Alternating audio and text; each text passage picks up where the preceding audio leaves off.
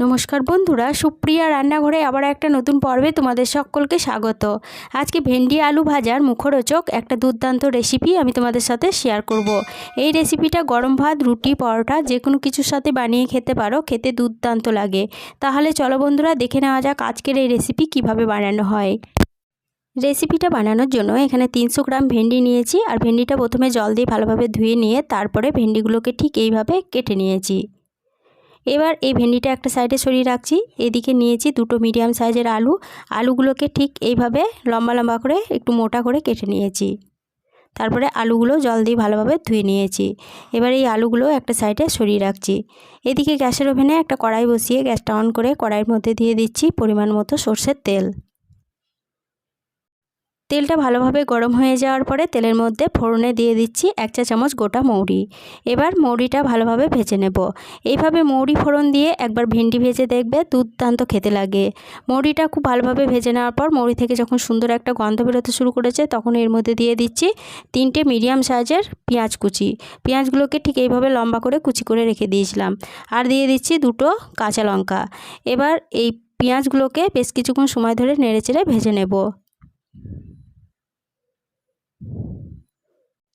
Medium ফ্লেমে পেঁয়াজগুলোকে 2 থেকে 3 মিনিট সময় ধরে নেড়েচেড়ে ভেজে নিয়েছি। এর বেশি আর পেঁয়াজগুলো কিন্তু ভাজবো না। এবার এর মধ্যে দিয়ে দেব কেটে রাখা আলুগুলো দিয়ে দিলাম। এবার আলুগুলো পেঁয়াজের সাথে একটু নেড়েচেড়ে ভেজে নেব। আর এই ভাজার ফাঁকে আমি স্বাদ অনুযায়ী লবণ দিয়ে দেব। লবণ দেওয়ার পরে আলুগুলোকে আবার একটু নেড়েচেড়ে ভেজে নিচ্ছি। এরপরে এর মধ্যে একটা ঢাকা দিয়ে দিচ্ছি। ঢাকা দিয়ে মিডিয়াম ফ্লেমে আলুগুলোকে ভাজা হতে দেব। এতে 2 in 1 কাজ হবে, ভাজাটা ভালোভাবে হয়ে যাবে আর সিদ্ধর কাজটাও অনেকটা এগিয়ে থাকবে। ঢাকা দিয়ে মিডিয়াম ফ্লেমে 2 মিনিট মতো ভাজা হতে দিয়েছিলাম। 2 মিনিট পর ফিরে এসে ঢাকাটা খুলে নিয়ে আলুগুলো আবার একটু নেড়েচেড়ে ভেজে নিচ্ছি। এরপরে এর মধ্যে দিয়ে দেব কেটে রাখা ভেন্ডিগুলো।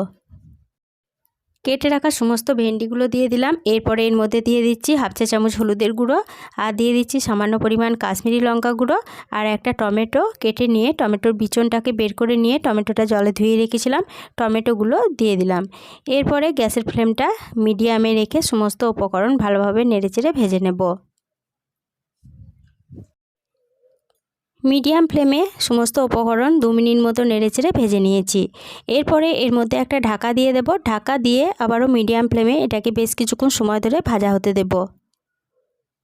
ঢাকা দিয়ে মিডিয়াম ফ্লেমে 4 মিনিট মতো ভাজা হতে দিয়েছিলাম। 4 মিনিট পর ফিরে এসে ঢাকাটা খুলে নিলাম। আর এই 4 মিনিট ভাজা হতে দেওয়ার ফাঁকে দুবার ঢাকা খুলে সমস্ত উপকরণ আমি নেড়েচেড়ে দিয়েছিলাম। অবশ্যই নেড়েচেড়ে দিতে হবে, নাহলে কিন্তু তলাতে ধরে যেতে পারে।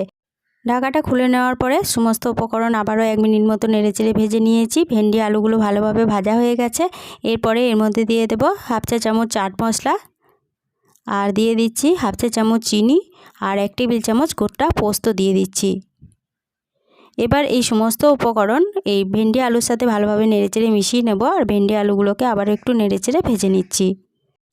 আবারও 1 মিনিট মতো নেড়েচেড়ে ভেন্ডি আলু ভেজে নেওয়ার পরে ভেন্ডি আলু ভাজা হয়ে গেছে, কড়াই থেকে নামিয়ে নিলাম। পরিবেশনের জন্য আজকে রেসিপি একদম রেডি হয়ে গেছে। রেসিপি ভালো লেগে থাকলে প্লিজ লাইক, কমেন্ট ও শেয়ার করে দিও।